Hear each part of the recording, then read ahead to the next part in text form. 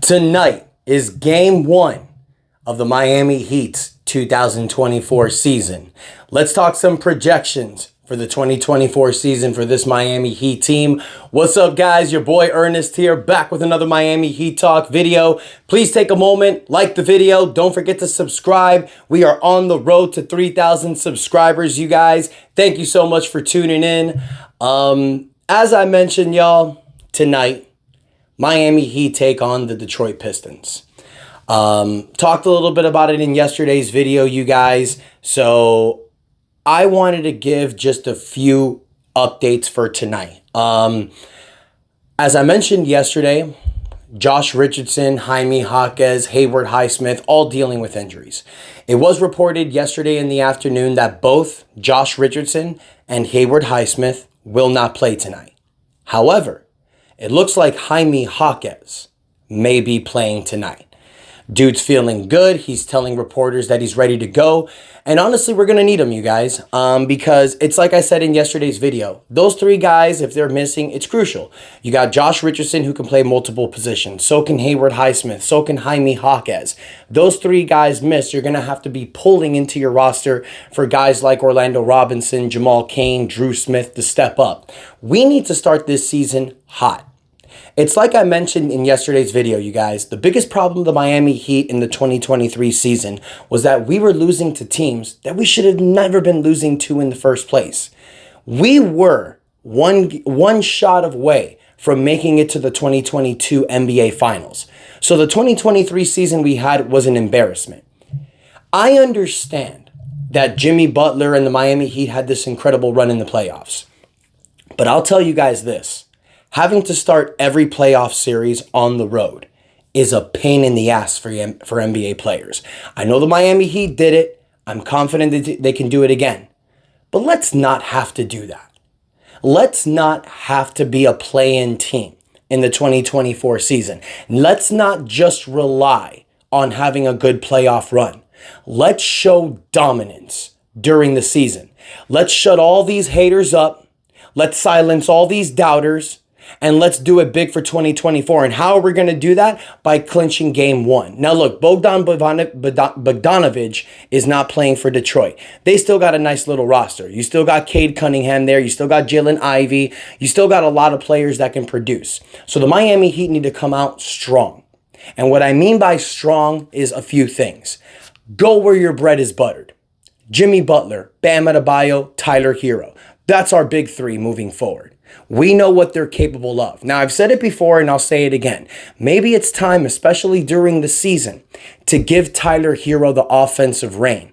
We know Jimmy Butler's not going to activate Hemi mode unless he has to. We know Jimmy Butler is the best NBA playoff performer today. You save him for the playoffs. But Bam Adebayo and Tyler Hero, still in their mid-20s, Tyler Hero only 23, these dudes need to step up tonight. I'm looking for a big game for Tyler Hero. I want to see anywhere from 24 to 30 points. I want to see Bam Adebayo grab 20 points, 10 rebounds, be the efficient defender he is, and then Jimmy Butler is going to do what he needs to do.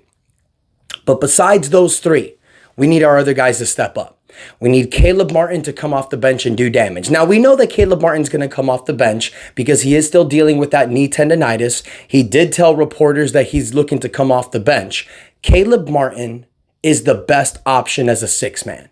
If you start Caleb Martin next to Bam Adebayo, then you're going to have to pick somebody else to be the sixth man off the bench, whether it's Jaime Jaquez, whether it's Kyle Lowry, whether it's Duncan Robinson. I think that Caleb Martin is perfect. Why? The sixth man is the pivotal role of the person that comes off the bench. He needs to be a person that is able to play multiple positions, to cover multiple people. Because let's say he's coming in most likely for Jimmy Butler or Kevin Love when they're coming out for rest. Dudes are in their mid-30s. But let's say Bam Adebayo gets into foul trouble early. Bam needs to come out. You can slide Kevin Love into the center, put Caleb Martin in the 4. Or you bring Thomas Bryant in. But that's what I like about Caleb Martin. Even if Tyler Hero gets into foul trouble or he's struggling, take Tyler Hero out, bring Caleb Martin in. Caleb Martin can play any position from 1 to 4. Hell, he can even play a little bit of 5 if you're playing small ball. I wouldn't recommend it, but he can. That's the way this NBA is. This is not position basketball. This is not the 80s. It's upgraded. It's positionless basketball. Swiss Army knives are very vital to teams. That's why it's important having Caleb Martin come off the bench. Now, besides Caleb Martin, if Jaime Jaquez plays as well, that's another guy who's just like Caleb Martin, a dude that can play multiple positions.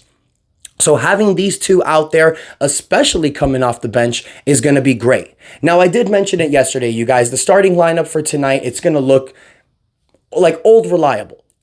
Kyle Lowry, Tyler Hero, Jimmy Butler, Kevin Love, Bam Adebayo. With Jaime Jaquez possibly playing, Josh Richardson and Haywood Highsmith out, you're going to need a few other people to step up. You're going to need Duncan Robinson to hit his shots. Hopefully, I see Nikola Jovic out there. This game, especially if Jaime Jaquez doesn't end up playing, this would be a perfect opportunity for Nikola Jovic to come out there with the bench and do some damage. So that is a thing that I love about this team, you guys. I've mentioned it before. We're a deep team.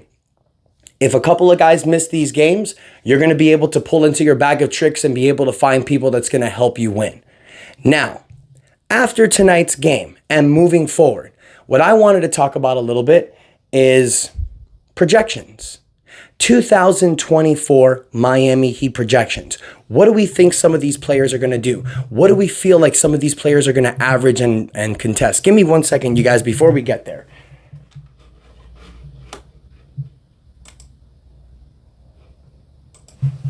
Thank you, guys. Had a little work situation here. Anyways, so as I was mentioning, I want to talk about this upcoming season. Now, what do we feel that certain players are going to do? We know where our bread is buttered, like I mentioned earlier. Jimmy Butler, Bam Adebayo, Tyler Hero. For the last 3 seasons, these 3 guys, for the last 2 seasons, these 3 guys have all averaged over 20 points a game. Jimmy Butler's usually leading the way with around 22, 23. Bam gets his respectable 21 to 20. And Tyler Hero's usually hovering on that 20 mark. Last season, he averaged 20.1 points a game. Season prior was like 20.5. This season, I'm expecting Tyler Hero to make that jump. By Tyler Hero making that jump, one of these 3 guys are going to have to step back a little bit. If you want me to be honest, it's Jimmy Butler. I know that sounds crazy, but I don't think Jimmy's going to mind if he brings his average down to 18, 19 a game, but in the playoffs, he's doing his thing. Jimmy Butler don't give a damn about the season awards, you guys. Jimmy Butler's 34 years old. Jimmy Butler wants one thing and one thing only right now, and that's to put another year on this banner so he can retire finally as a champion. So how does he do that? He allows other people to evolve. You need Tyler Hero to have a breakout season. I'm looking for Tyler Hero to average anywhere between 25, 26 points a game. If Tyler Hero does that, he will become an all-star and he will silence all those haters. And let's not forget, this whole Bradley Beal crap that's going on, 9 times out of 10, that trade would have happened if you would have included Tyler Hero. You have to pay Bradley Beal about $50 million. Tyler's making 30. Give me Tyler Hero every day. Just saying. Tyler Hero's only getting better. If he breaks out and averages 25 to 26 points a game, all this crap that's been said about him in the offseason will be silenced. Bam Adebayo. Bam needs to continue evolving his game. I love what Bam does in the offensive front. I don't think we need to see a difference. You go out there and average 20, 21 points a game, I'm happy. Just do it in the playoffs. Continue that in the playoffs. That's what we need to see from Bam this season. We saw it in the NBA Finals. Do it during the entire playoff stretch. I think Bam Adebayo is going to get better, and he's poised for a Defensive Player of the Year. If Bam wins the Defensive Player of the Year this year, you guys, he's going to go into next summer with the new contract extension, wanting a big extension, which he will deserve, but he's got to earn it. Jimmy Butler, you guys, this is a man who doesn't care, as I mentioned, about going to the All-Star game. He doesn't care about these accolades. He doesn't care about winning Defensive Player of the Year. He doesn't care about making the All-NBA first team. He doesn't care about any of that. Right now, Jimmy wants to win. Let Tyler and Bam get all those accolades. Jimmy Butler, if he gives us 60 to 65 games, gives us his usual 22, 21 points a game, 6 rebounds, 6 assists, leading the NBA in steals, we know what Jimmy Butler's going to provide during the season. He's going to be motivated to have these great games, but there's going to be stretches where it's going to be downtime. That's why the man that needs to break out this year, and I've mentioned it before and I'll say it again, Caleb Martin. This team will be as good as Caleb Martin is. If Caleb Martin goes out there and averages a measly 8 to 9 points a game, gives you a roller coaster season, yeah, we'll hover around 42 to 48 games maybe.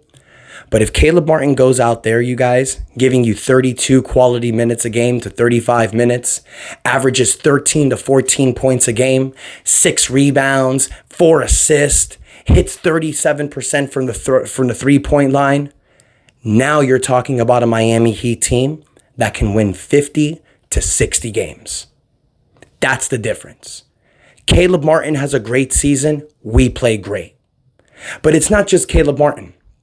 You need quality seasons from the other role players, from important players. Guys like Josh Richardson, Kevin Love, Kyle Lowry. These are 3 guys that are going to be pivotal to this season because they're veterans.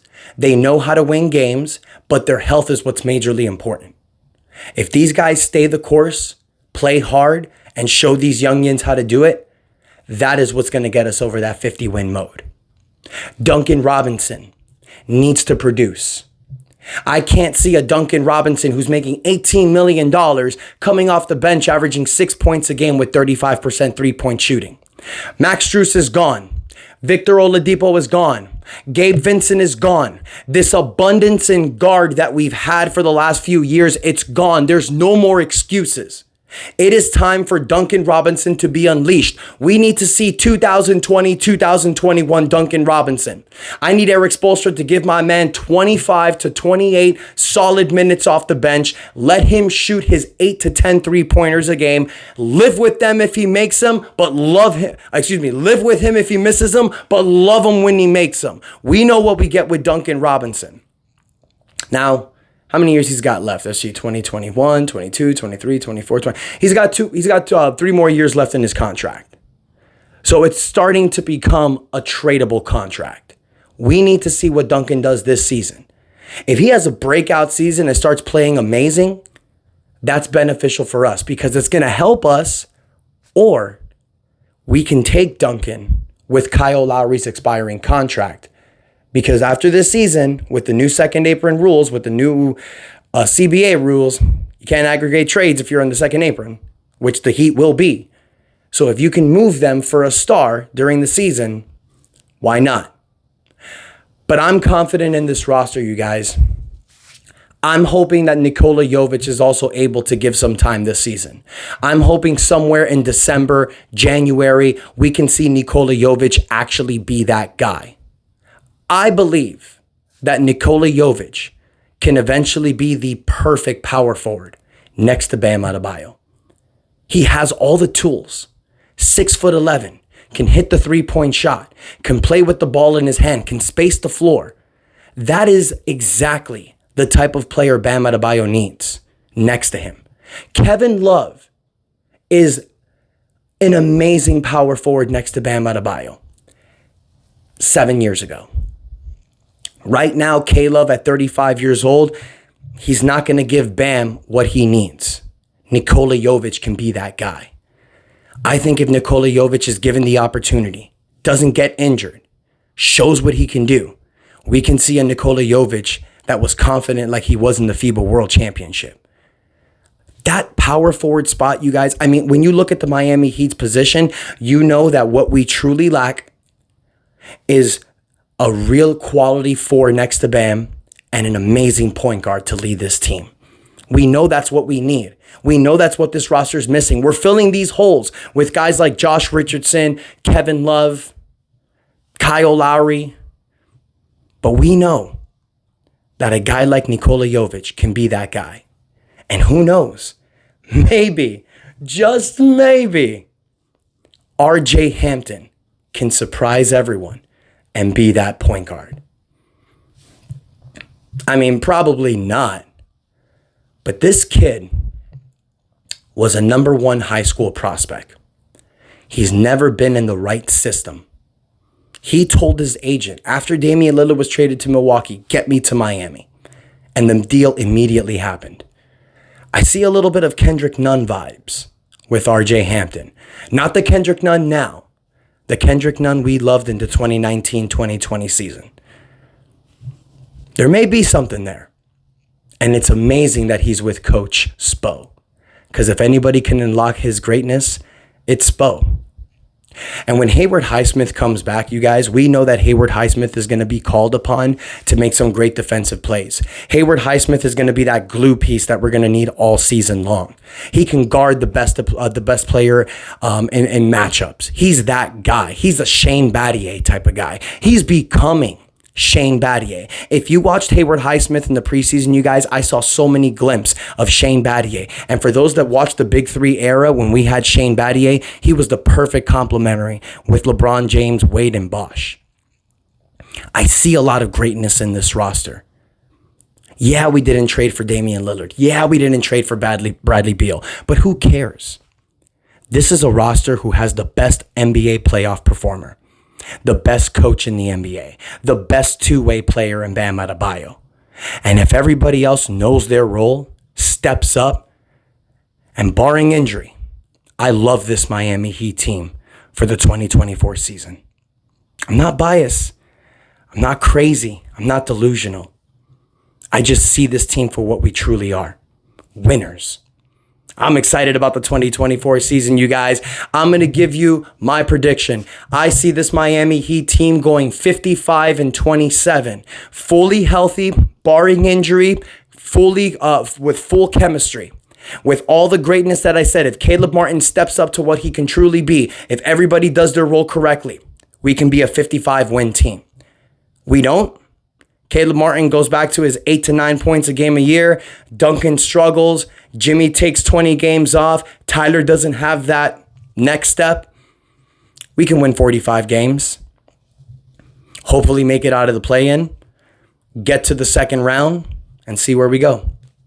That's the difference of this team, you guys. It's boom or bust. It sucks. But it doesn't. It's crazy.